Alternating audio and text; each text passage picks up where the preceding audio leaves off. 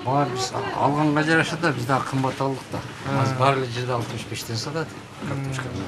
Бишкек базарларында картошканын 1 килограммы 50 сомдон 65 сомго чейин сатылууда. Баа өткөн жылдын соңунда кескин жогорулап ошол бойдон түшкөн эмес. Базарда иштегендер баанын кымбаттоосунун себебин картошканы дүңүнөн кымбат алып жатышканы менен түшүндүрүштү. 55-тен алабыз дагы 65-тен сатабыз. 10 сом. Если арзан алсак, арзан сатабыз да биз деле. Биз 5-10 сомго турабыз да шу жерде. Канча болду ушундай баа менен сатып атканыңар? Мурун кандай? Быйыл эле. Былтыр арзан эле. Быйыл кымбат болуп калды. Я картошка быйыл аз экен. Былтыр арзан болуп көп адам экпей коюптур да.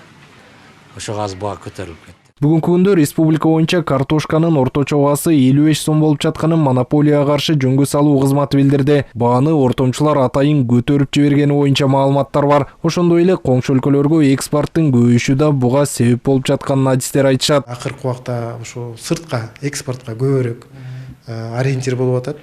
Картошка өндүргөн дыйкандардын себеби ал жактан жакшы баа берип атат.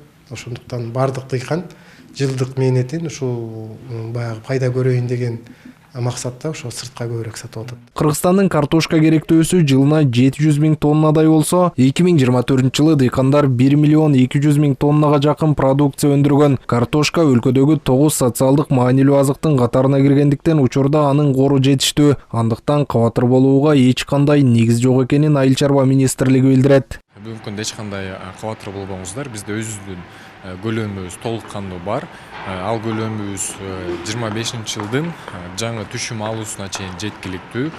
Ал жактан эч кандай кабатыр болбоңуздар. 9 социалдык мааниге ээ азыктардын бирине кирет. Бүгүнкү күндө биз картошканы толук камсыз кылып келатканбыз. Бул камсыз кылынган продуктылардын ичинде бүгүнкү күндө дагы азык-түлүк коопсуздугу мамлекетибизде акыбалы туруктуу. Бааны турукташтыруу максатында картошка аз аймактарга продукцияны жеткирүү боюнча иштер жүрүүдө. Ошондой эле сатуучулар арасында түшүндүрүү иштери жүргүзүлүп, калк үчүн атайын жарманкелер уюштурулуп жатат. Эгерде жакын арада абал турукташпаса, картошканы экспорттоого убактылуу чектөө киргизилип, мамлекеттик жөнгө салуу да киргизилиши мүмкүн. Эгер такыр эле дагы болбосо, анда мамлекеттик жөнгө салуу киргизилиши мүмкүн. Аны билесиздер, эгер ошондой чечим болсо, биздин органга укук берилет, биз сатылган картошканы килограммына баа койгонго укук алабыз.